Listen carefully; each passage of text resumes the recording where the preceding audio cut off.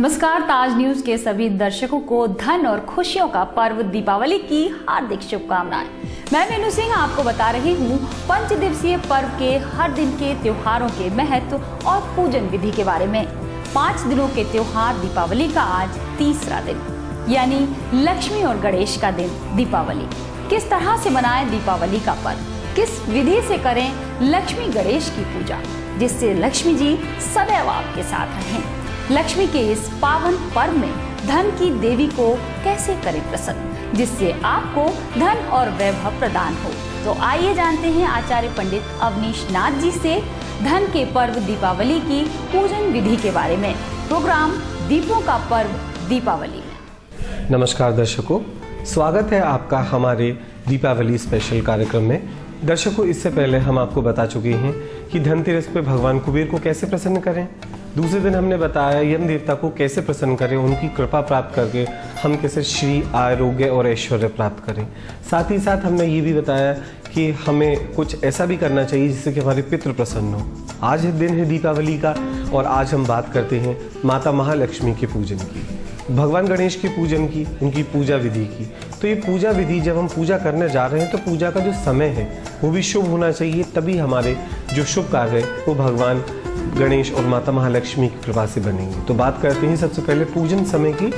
पूजन समय जो इस बार अच्छा आ रहा है वो मैं आपको बताता हूँ। इस बार 2 चौघड़िया बहुत अच्छे पड़ रहे हैं। 6 बजे से लेकर 7:30 बजे शाम के समय लाभ का चौघड़िया रहेगा और 7:30 से 9 बजे तक अमृत का चौघड़िया रहेगा, जिसमें स्थिर लग्न यानी वृष लग्न 6:45 बजे से शुरू हो रही है। 1.5 घंटे के लिए लग्न रहेगी। इस दौरान यदि आप माता महालक्ष्मी और भगवान गणेश और अन्य देवी देवताओं का पूजन करते हैं तो आपको स्थिर लक्ष्मी प्राप्त होती है। माता भगवती जगदम्बा माता महालक्ष्मी की असीम अनुकंपा आपको प्राप्त होगी इस समय पूजन करने से।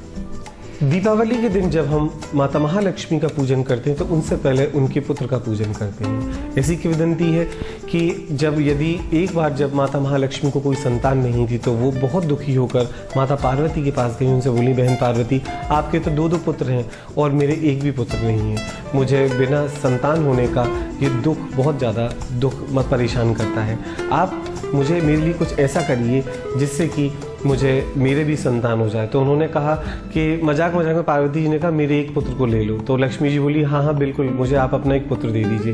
तो पार्वती जी फिर थोड़ा गंभीर होकर बोली कि मैं अपने दोनों पुत्रों को कैसे दे दूं। एक तो 6 मुख है कार्तिकेय जो कि सारा दिन खाता रहता है, परेशान हो जाती हूँ मैं। दूसरा जो गणेश है वो इतना परेशान करता है, इतना शैतानी करता है कि उसे संभालते संभालते मैं परेशान हो जाती हूँ। तो उन्होंने कहा, कोई भी आप किसी भी एक पुत्र को दे दो, मुझे कोई परेशानी नहीं है। वैकुंठ में बहुत सारे सेवक हैं जो इन बच्चों की देखभाल करते रहेंगे।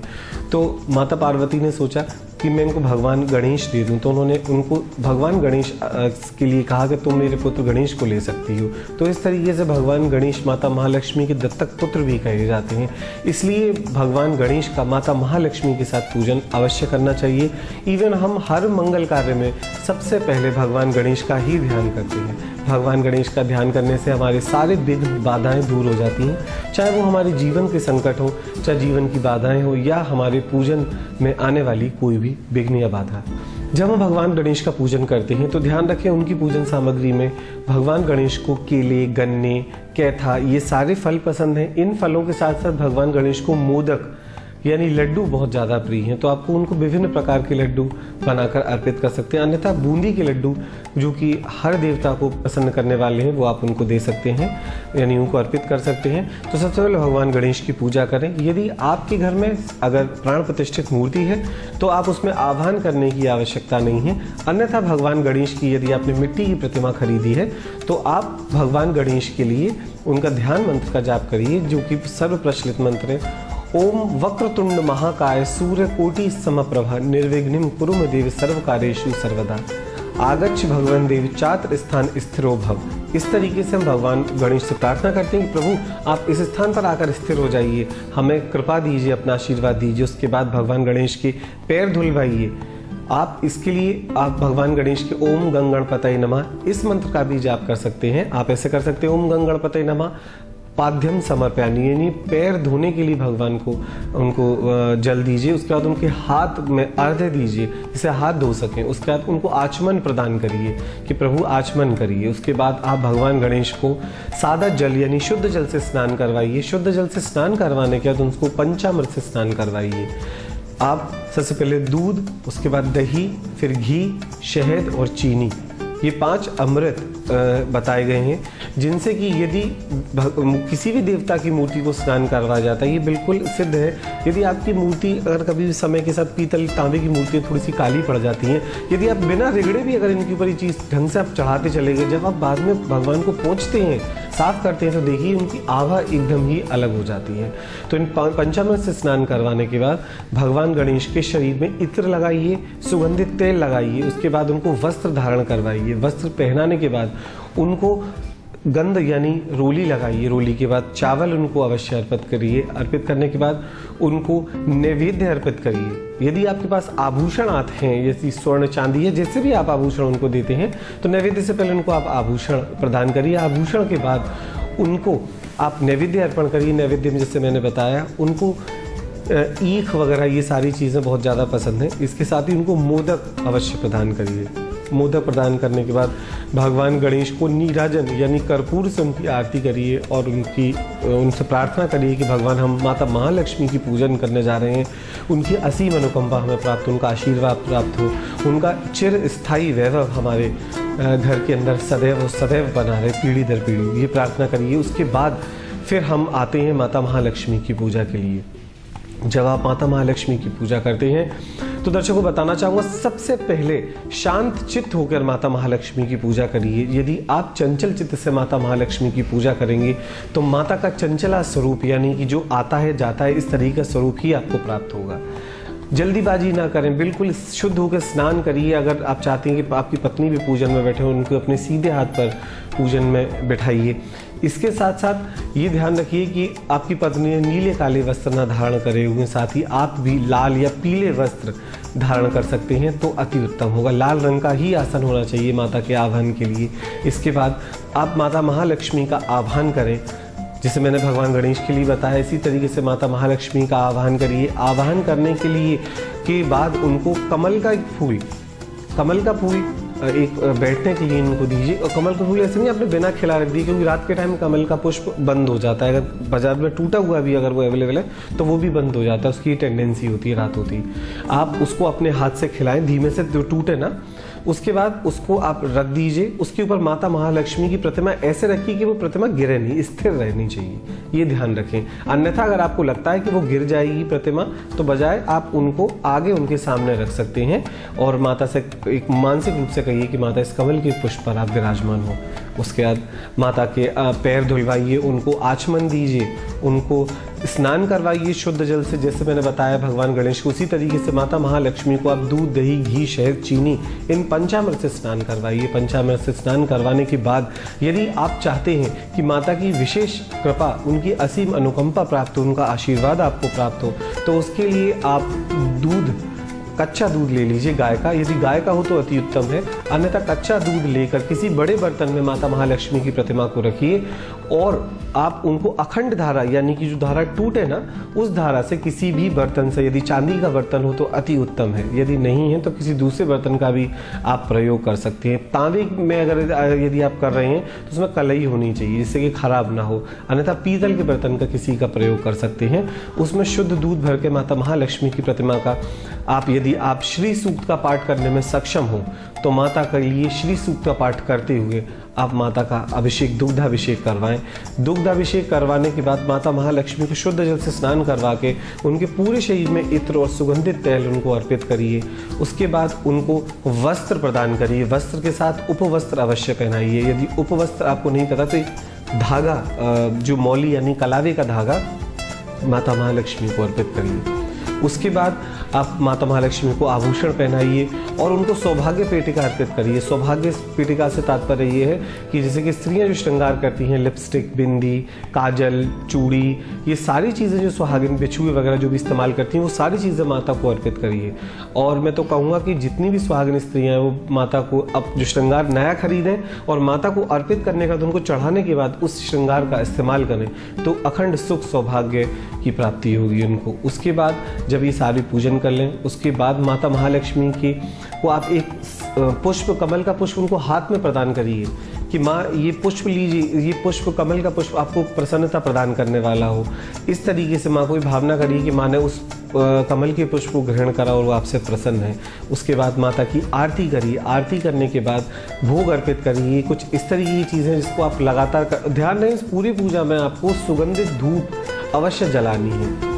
अगर आप चाहें तो अगरबत्ती भी जला सकते हैं, ये आपका मत है, या जिस तरीके से आपके घर में पूजा होती आ रही है ये पूजा आप अवश्य करें। साथ ही साथ जब ये कर लें, उसके बाद आप, यदि आपके पास समय बचता हो तो आप माता महालक्ष्मी के निमित्त श्री सूक्त के 11 पाठ भी कर सकते हैं। यदि आपको लगता है कि अभी, क्योंकि इस पूजा में जो लोग पहली बार इस पूजा को करेंगे तो उनको थोड़ा इसमें समय लग सकता है, तो इसलिए यदि वो थोड़ा सा थकान महसूस करें तो उसके बाद उठ के आरती करें। आरती करने के बाद अपना भोजन करें, मंदिर दर्शन करने जाएं, अपने सगे संबंधियों से मिलें। रात को अर्धरात्रि के समय, सिंह लग्न के समय बैठकर और या महानिशीत काल में बैठकर फिर से अपने कपड़े चेंज करें, या स्नान कर सकते हैं तो पुनः स्नान करके माता महालक्ष्मी की पूजा के लिए आप बैठ जाएं। और आप माता महालक्ष्मी का एक मंत्र में निवेदन आपको करता हूँ, ओम श्रीं ह्रीं श्रीं महालक्ष्मी नमः। ओम, इसका भी आप जाप कर सकते हैं, या ओम श्रीं ह्रीं श्रीं कमले कमलालय प्रसीद प्रसीद श्रीं ह्रीं श्रीं महालक्ष्मी नमः। इस मंत्र का भी यदि आप जाप करते हैं यथाशक्ति कम से कम 11 माला तो अगर आप करें तो अति उत्तम होगा। हर बार जैसी माला पूरी हो, एक कमल गट्टा और एक बेल पत्र जो है वो बेल पत्र माता को अवश्य अर्पित करें। माता को बेल पत्र अति प्रिय है। आपने शायद अब तक ये सुना होगा कि भगवान शिव को ही बिल्व पत्र प्रिय है, पर माता को भी बेल पत्र बहुत ज़्यादा प्रिय है, चूँकि वो माता के शरीर से उत्पन्न हुआ है। तो ये अवश्य माता को परम प्रसन्नता देने वाला है, इसलिए जरूर माता को आप चढ़ाएं। यथाशक्ति आपको यदि एक पत्ती भी मिल जाए तो एक पत्ती भी माता को अवश्य चढ़ाएं। इसको चढ़ाने के बाद आप माता का एक संपुटित मंत्र और मैं आपसे निवेदन करता हूँ, ओम श्रीं ह्रीं श्रीं कमले कमलालय प्रसीद प्रसीद श्रीं ह्रीं श्रीं महालक्ष्मी नमः। ओम दुर्गे स्मृता हरसि भीतिम शेष जंतु स्वस्थै स्मृता मतिमतीव शुभाम ददासी दारिद्र दुख वै हारिणी कतोवदन्य सर्वोपकार करना है सदार्थ चित्ता।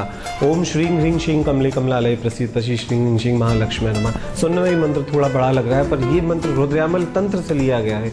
रुद्रयामल तंत्र जो भगवान शिव ने माता पार्वती को बताया है वो तंत्र है। यदि कोई व्यक्ति इस मंत्र की साधना करता है, यानी कि रोज 108 बार जाप करता है, तो आप देखेंगे 40 दिन में उसको रोजी रोजगार की जो परेशानी इसको चली आ रही है वो परेशानी तो उसकी दूर हो जाती है। साथ ही साथ उसके घर में सुख संपत्ति भी आने लगती है, घर में आरोग्यता आती है, सद्बुद्धि मिलती है, लोगों को मन का भय जाता रहता है। तो इस मंत्र का यदि आप हवन करते हैं, इसमें हवन सामग्री जो बाजार में मिलती है उसमें आप घी और चीनी समान मात्रा में मिला लीजिए और उसको गीला कर लीजिए। बहुत ज़्यादा मत कर लीजिएगा, बिल्कुल इसको पतला करना, हल्का सा बस मॉइस्ट यानी हल्का सा गीला करना है इसको। और उससे आप इन 3 उंगलियों से, जैसे कि इसको मृगी मुद्रा बोलते हैं, ध्यान रखें दर्शकों, ये मृगी मुद्रा कहलाती है। हमेशा जब भी देवता को आप नैवेद्य देते हैं तो आप उनको इस तरीके से प्रदान करें जैसे किसी को हम भोजन कराते हैं उस मुद्रा में। बहुत से लोग देखा है आप इस मुद्रा से देते हैं, ये मुद्रा शुभ नहीं है, इसको शूकरी मुद्रा बोला गया, ये निषिद्ध मानी गई है। इसको इससे कभी हवन नहीं करना चाहिए, इस मुद्रा से हमेशा हवन करना चाहिए जितना कि इन 3 उंगलियों के बीच में आ जाए, जितनी हवन सामग्री आ जाए। और स्वाहा बोलकर, जैसे मैंने मंत्र निवेदन करा तो उसमें स्वाहा अवश्य लगाएं, उसके बाद बोल के माता को चढ़ा दें, माता अवश्य ग्रहण करेंगी। उसके बाद 11 पाठ श्री सूक्त के आप माता की प्रसन्नता के लिए करें तो माता की असीम अनुकंपा प्राप्त होगी। और ये आप हमेशा करते रहें, आप हर साल माता महालक्ष्मी की दीपावली पर पूजा इसी तरीके से करते रहें तो आपको माता महालक्ष्मी की कृपा अवश्य प्राप्त होगी। दर्शकों, ये तो था लक्ष्मी पूजन। अब हम बात करेंगे किस राशि वाले को किस लक्ष्मी के किस स्वरूप की पूजा करनी चाहिए। जैसे मेष राशि वालों को वसुधा लक्ष्मी की पूजा करनी चाहिए। वसुधा लक्ष्मी की पूजा करने से मेष राशि के जातकों को भूमि की प्राप्ति होती है। जिन लोगों को लगता है हमारा मकान नहीं बन पा रहा है वो वसुधा लक्ष्मी की पूजा करें। अब दूसरी राशि आती है वृष। वृष राशि वालों को सिद्ध लक्ष्मी की पूजा करनी चाहिए, इससे उनके प्रत्येक कार्य सिद्ध होते हैं। तीसरी राशि आती है मिथुन राशि। मिथुन राशि वालों को ज्येष्ठा लक्ष्मी की पूजा करनी चाहिए। ज्येष्ठा लक्ष्मी की पूजा करने से जीवन के अमंगल और जो उनकी एक्चुअली में जो मिथुन राशि वाले होते हैं उनका स्वभाव ऐसा होता है कि वो क्या करें क्या ना करें, तो इस चीज़ से मुक्ति उनको मिलती है। चौथी राशि जो कर्क राशि आती है, कर्क राशि वालों को लक्ष्मी की पूजा करनी चाहिए। जो तो महालक्ष्मी जो है, जो कि कॉमन रूप से आप देखते हैं कि उनके हाथ में कलश रखे हुए, भगवती के उस स्वरूप की आराधना करनी चाहिए। पांचवी राशि यानी सिंह राशि को कीर्ति लक्ष्मी की पूजा करनी चाहिए, जिससे कीर्ति स्वरूप व्यक्ति का यश चारों ओर फैलता है, उसको मान सम्मान मिलता है। छठी राशि को फिर वही आती है कन्या राशि। कन्या राशि वालों को वही जैसे मिथुन राशि वालों को, उसी तरह उनको भी ज्येष्ठा लक्ष्मी की पूजा करनी चाहिए। सातवीं राशि जो आती है वो है तुला राशि। तुला राशि वालों को सिद्ध लक्ष्मी की पूजा करनी चाहिए, जिससे कि उनके प्रत्येक कार्य सिद्ध होते रहें। और तुला राशि वालों स्वामी भी शुक्र है, शुक्र की देवी भी लक्ष्मी है, तो इसलिए उनको तो विशेष रूप से पूजा करनी चाहिए। आठवीं राशि आती है वो है वृश्चिक राशि, उसकी भी वसुधा लक्ष्मी है, जैसे हमने मेष राशि के लिए बताया था। नवीं राशि आती है धनु राशि। धनु राशि वालों को जया लक्ष्मी की पूजा करनी चाहिए, जिससे सर्वत्र जय और मंगल की प्राप्ति उनको होती रहे। इसके बाद 10वीं राशि आती है मकर राशि। मकर राशि वालों को माया लक्ष्मी की पूजा करनी चाहिए, जिससे उनको धन और संपत्ति की प्राप्ति होती रहे। इसी तरह कुंभ राशि वालों को भी माया लक्ष्मी की पूजा करनी चाहिए। 12वीं राशि यानी मीन राशि आती है, उनको भी जया लक्ष्मी की पूजा करनी चाहिए। तो दर्शकों, ये थी 12 राशियाँ और 12 राशियों में माता महालक्ष्मी के 12 स्वरूप की पूजा। दर्शकों, ये तो था लक्ष्मी पूजन, लक्ष्मी की सारी शक्तियाँ। अब हम बात करते हैं लक्ष्मी और उनके जो साथ में उनके सहोदर हैं, उनके रिश्तेदार हैं, उनके भाई हैं, बहन हैं, उनकी पूजा कैसे करें, तो वो कैसे प्रसन्न होंगी। अब बात करते हैं, जब हम ये बात कर रहे हैं कि उनके सहोदर की, तो शंख की सबसे पहले बात आती। चूँकि माता महालक्ष्मी समुद्र से उत्पन्न हुई है, तो उनको समुद्र की बेटी कहा जाता है। शंख को उनका भाई माना गया है। यदि आप दक्षिणावर्ती शंख को यदि कोई व्यक्ति पूजा करता है, उसको लाल आसन पर चांदी के सिंहासन पर बैठा कर उसकी पूजा करता है, तो उसको माता महालक्ष्मी की असीम अनुकंपा प्राप्त होती है। दर्शकों, ये है दक्षिणावर्ती शंख, जिसकी पूजा करने से माता महालक्ष्मी की विशेष कृपा प्राप्त होती है। दर्शकों, ये भी आपको जो मैंने शंख दिखाया दक्षिणावर्ती शंख था। इस दक्षिणावर्ती शंख की पूजा करने से माता महालक्ष्मी की असीम कृपा प्राप्त होती है। ध्यान रखें दर्शकों, ये बजाने वाला शंख नहीं होता है, बिना बजने वाला शंख होता है। तो हमें दक्षिणावर्ती शंख की पूजा अवश्य करनी चाहिए। उनके ऊपर रोली, चावल, मिष्टान्न चढ़ाने चाहिए, फूल चढ़ाने चाहिए। उनसे कामना करनी चाहिए कि आप माता महालक्ष्मी के साथ हमारे घर में स्थिर रहें। जब धन की बात हो, लक्ष्मी की बात हो, और उस पूजन में, और दीपावली जैसी बड़ी रात्रि पर यानी काल रात्रि पर यदि यक्षिणी पूजा का विधान ना हो, तो सारी पूजा में कुछ ना कुछ कमी सी नज़र आती है। यक्षिणी की पूजा करना मैं आपको बताता हूँ। यहाँ पर हम सबसे पहले बात करते हैं, यक्षिणियों के अनेक स्वरूप हैं, पर हम सबसे पहले बात करते हैं धनदा यक्षिणी की।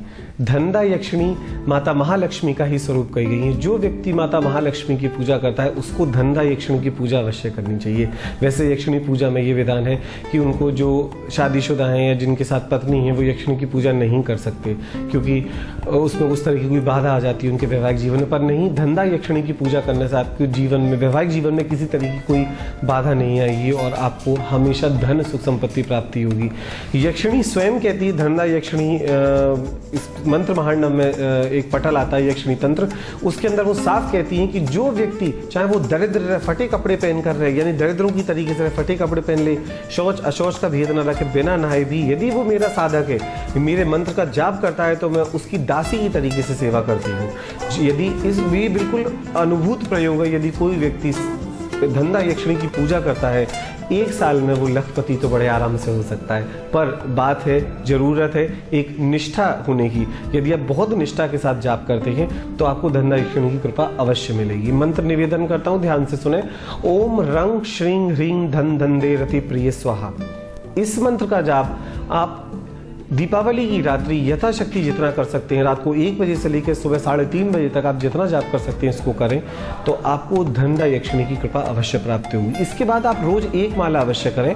आप देखेंगे साल भर में आपको धनदा यक्षिणी का चाक्षुषी वैभव अपने घर में, अपने जीवन में आपको दिखाई देने लगेगा। ध्यान रखें कि बिना गुरु की आज्ञा लिए इस साधना को ना करें। किसी योग्य व्यक्ति से इस पर परामर्श लेकर ही साधना करें, क्योंकि यक्षिणी साधना में कभी कभी व्यक्ति के मानसिक रूप से विक्षिप्त होने या बीमार हो जाने जैसी भी संभावनाएं रहती हैं।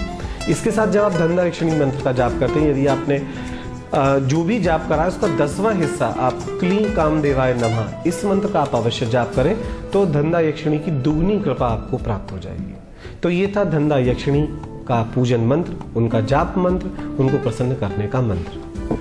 दर्शकों, जब हमने धनदा यक्षिणी की बात करी तो हम उस यंत्र की भी बात करेंगे, उस महायंत्र की भी बात करेंगे जिसके बारे में कहा जाता है जहां रहे बीसा कृपा करें जगदीशा, यानी जहां बीसा यंत्र रहता है वहां भगवान विष्णु भी मजबूर होते हैं अपनी कृपा देने के लिए। तो हम बात करते हैं बीसा यंत्र की। बीसा यंत्र वो यंत्र होता है जो कि आपको भगवती दुर्गा की चित्र में हमेशा एक नीचे त्रिकोण यंत्र दिखाई देता है। वो त्रिकोण ही नहीं होता, हर बार हम उसको कभी चौकोर रूप में भी लेते हैं, कभी उसको षटकोण में भी लेते हैं, बहुत तरीके के स्वरूप में। उसको सबसे शक्तिशाली श्री यंत्र के बाद उसको सबसे शक्तिशाली यंत्र कहा गया है। उसके बारे में ये भी कहा गया है कि जब भगवान राम ने समुद्र पर सेतु बनाया था, उस सेतु में भी उन्होंने भगवान राम ने स्वयं बीसा यंत्र की स्थापना करके उसकी पूजा और प्राण प्रतिष्ठा करी थी, जिससे कि वो बिल्कुल सेतु बना रहा और टूटा नहीं, और उससे भगवान की राम की यश और कीर्ति फैली। बीसा यंत्र, दर्शकों जो अभी चित्र आपको दिखाया गया ये बीसा यंत्र का चित्र है। इस बीसा यंत्र की साधना हर व्यक्ति को करनी चाहिए, वो किसी भी जाति का हो, किसी भी वर्ण का हो, स्त्री पुरुष कोई भी व्यक्ति इसकी साधना कर सकता है। उससे षट कर्म मारण मोहन वशीकरण उच्चाटन विद्वेषण स्तंभन ये षट कर्म इससे सिद्ध करे जा सकते हैं।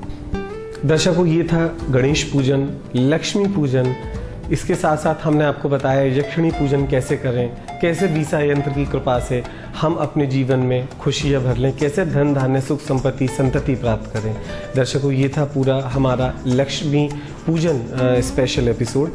कल हम आपको बताएंगे कैसे करें भगवान वासुदेव को प्रसन्न, कैसे करें हम गोवर्धन पर्वत उठाने वाले भगवान कृष्ण को प्रसन्न। तो दर्शकों एक बार फिर आपको दीपावली की हार्दिक शुभकामनाएं। कल तक के लिए आज्ञा दीजिए, नमस्कार। अभी आप देख रहे थे ताज न्यूज पर हमारा खास प्रोग्राम दीपों का पर्व दीपावली, जिसमें आपने आचार्य पंडित अवनीश नाथ जी से जाना किस तरह करें धन की देवी की पूजा, किस समय करें दीपावली का पूजन, कौन सी दिशा में बैठकर करें लक्ष्मी जी की पूजा, जिससे धन की देवी लक्ष्मी जी आपके जीवन में खुशहाली और सुख समृद्धि व वैभव लेकर आए। कल 5 दिवसीय पर्व दीपावली का चौथा दिन यानी गोवर्धन पूजा का दिन। इस बार दर्शकों को बताएंगे कि क्यों करते हैं गोवर्धन पूजा, किस विधि से करें गोवर्धन पूजा। तो देखते रहिए ताज न्यूज। तो अभी दीजिए मीनू सिंह को इजाजत और कल देखिए एक और नया प्रोग्राम। नमस्कार।